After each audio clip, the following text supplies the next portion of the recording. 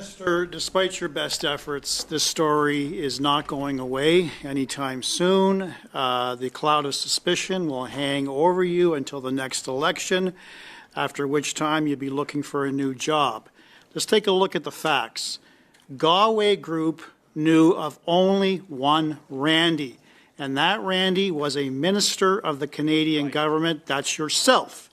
At all material times prior to your election, you were in a 50-50 partnership with Anderson. During your time with the company with Mr. Anderson, you in fact were the only person named Randy. Mr. Anderson, who you're now deeply disappointed about, although you didn't say that when you first testified, blatantly lied to the committee about lying to Canadians and lying to the press that there was some other Randy. He also promised this committee to provide us with details as to who the other Randy is. And surprise, surprise, Minister, he couldn't. Because by doing so, he would identify yourself. Then we now find out on September the 6th, you're in a text communication with Anderson, you're in a phone call with Anderson, despite you assuring us at committee the first time that you've had no communication with Mr. Anderson. Highly, highly suspicious, Mr. Boissonneau. And furthermore, you know full well that this is indeed an operational issue that is banned by the ethics laws for any minister to engage in a management capacity or an operational capacity. You could have had a staffer reach out to Anderson. You could have simply told the courier company, I got nothing to do with the company, deal with Anderson, go pound salt, not my responsibility. You chose to take matters into your own hands to deal directly with Mr. Anderson. Those are the uncontroverted facts. Now, you're also relying upon the fact that you exercised your due diligence with this committee and your due diligence with the Ethics Commissioner. I asked you specifically to provide us with details, all your text messages on all your devices. You failed to do that, Minister. You gave this committee only one set of records pertaining to one device. I was led to believe you told the Ethics Commissioner you had two devices. Again, the Ethics Commissioner is not an investigator. They don't have investigative powers like law enforcement. They can't obtain production orders on service providers to verify what you are saying. So the Ethics Commissioner has to take it on good faith that you're being honest.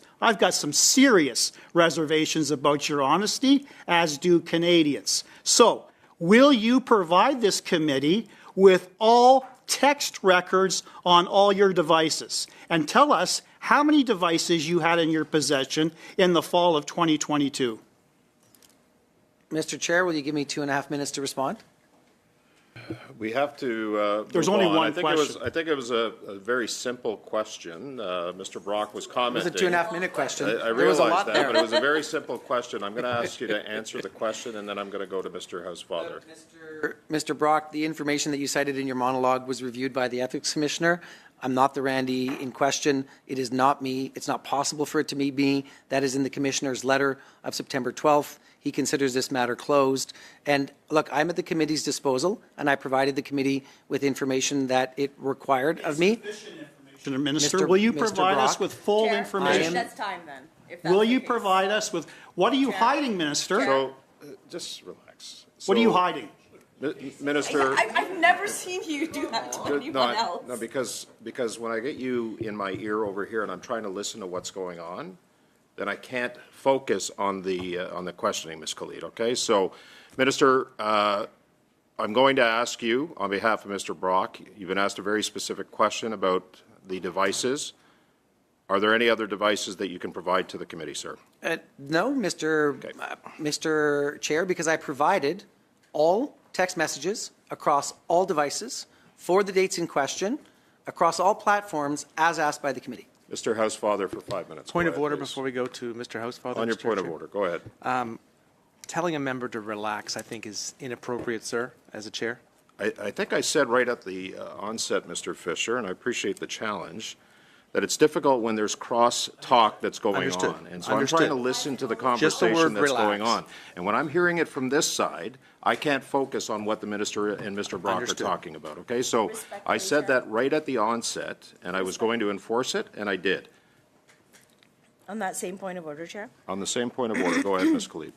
I just respectfully like to ask you, why is it that you only hear it from this side and never from any other I party?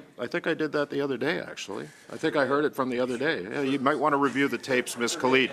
Mr. And Housefather, if we were going to start counting, then I think that the tally review the would tapes, show. and you'll see how I acted the other day when I heard it coming from this side. On the point of order, Mr. Barrett, go ahead. We've got to go to Mr. Housefather. Chair, I think that it's an unacceptable practice in any committee to have member staff or House officers staff making audible interventions to over top of members of the committee or the chair of the committee or a witness of the committee.